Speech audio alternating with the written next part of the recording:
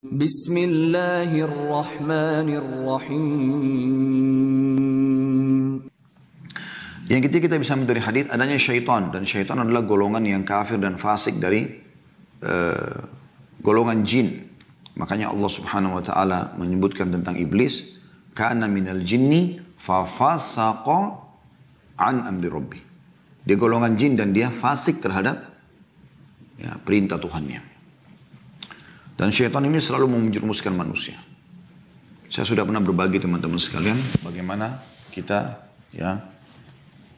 menyadari kalau kita sama syaitan ini seperti orang yang mau berlomba lari. Selama Anda belum lari, masih stuck di garis start, masih tetap di garis start itu, maka dia akan berusaha menjatuhkan mental kita. Kamu nggak bisa, kamu nggak begini. Dia lalaikan, dia bisikan, dia segala macam. Iblis sudah berjanji kepada Allah SWT akan datang dari depan, dari belakang. Kalau depan dia tidak berhasil, dari belakang, dari kanan, dari kiri, dari atas. Dia akan selalu berusaha. Maka seseorang harus jeli. Kapan syaitan itu kewalahan? Dengan beberapa kiat tentunya. Yang pertama, kedekatan Anda kepada Allah Subhanahu wa taala. Makin Anda dekat dengan Allah Subhanahu wa taala, maka syaitan itu makin sulit untuk datang. Karena dikatakan dalam Al-Quran, iblis pun mengatakan, illa ibadaka minhumul mukhlasin. Kecuali hamba-hambamu yang kamu selamatkan. Maksudnya sangat dekat denganmu ya Allah. Itu nggak bisa. Allah juga mengatakan, illa ibadiyan kecuali hamba-hambaku yang mukhlas. Yang aku selamatkan. Nggak bisa. Iblis nggak bisa ganggu mereka. Atau sangat kecil dia bisa mendekati orang-orang beriman. Yang kedua, kalau ada gangguan, maka Allah SWT mengatakan, wa imma yanzaghannaka minasyaitonir nazghun fasta'id billah.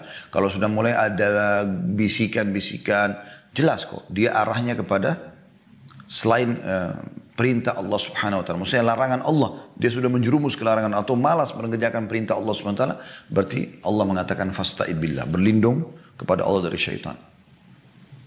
Yang ketiga, terus memaksakan diri beramal. Nah ini tadi saya kasih contoh orang kalau lomba lari itu. Anda lakukan saja dulu. Karena kalau Anda tidak melakukannya, belum melakukannya, Anda seperti di garis start yang tidak memulai. Maka rival atau musuh kita akan terus merongrong kita supaya kita tidak melakukannya. Tapi kapan Anda berlari, maka syaitan akan kesulitan sekali untuk menggoda Anda. Kecuali dia lari secepat Anda atau bahkan lebih cepat dari Anda. Dan orang Anda tahu kalau lagi lari, Anda lagi azan langsung ke masjid. Ada orang miskin langsung sedekah, buka HP langsung baca Quran, zikir pagi petang dibaca. Ada orang tua bakti.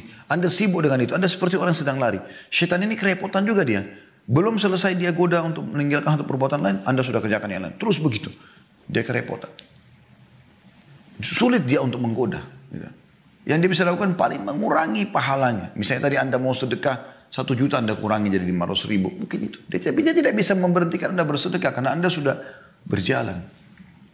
Makin kencang Anda berlari, makin terus Anda padatkan dengan program-program ibadah, maka makin sulit dia.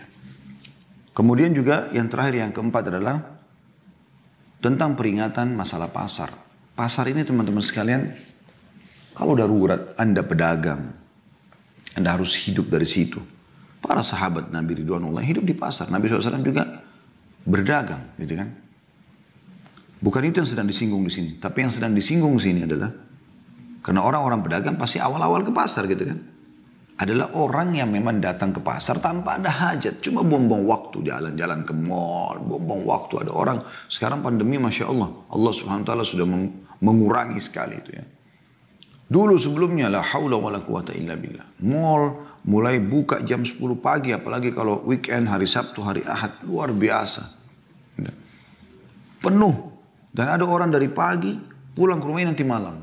Bolak-balik di lingkungan yang sama, sampai dia sudah hafal posisinya di lantai ini, toko ini, ada diskon ini, dan segala macam. Walaupun tidak belanja. Yang kita sayangkan bahkan sebelum pandemi dulu, Ramadan, mereka habiskan waktu begitu. Bukannya baca Quran. Kalau ditanya kenapa Anda ke mall lebih cepat, mau tunggu buka puasa. Kenapa enggak menjelang buka puasa saja? Mungkin habis asar lah kalau Anda takut tidak mendapatkan tempat. Tapi ada orang tidak. Dari pagi, dari siang. Dan bahkan melakukan banyak kemaksiatan pada Allah SWT. Berjam-jam dia dengarkan musik situ, berjam-jam dia lihat perempuan tidak tutup auratnya, berjam-jam ada transaksi depan matanya ribawi dan segala macam. Allah musta'an.